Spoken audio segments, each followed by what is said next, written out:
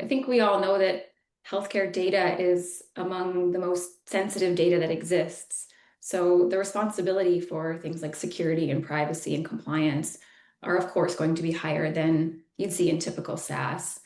So I would recommend for those teams to be thinking about security and privacy and compliance as your core design requirements, as opposed to thinking of it as some final check mark or assessment to do after you've developed your agentic system.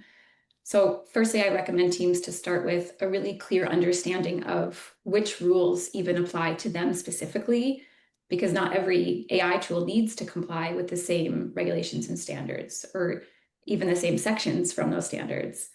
So I think it's really helpful to connect with someone who not only knows what those standards are and which ones are relevant, but also knows how to read between the lines of the expectations that regulators expect to see.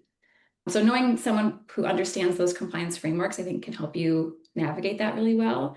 And then once you know what applies to your solution, then that becomes the baseline for an explicit product requirement that you can then develop against and validate with each update to your model.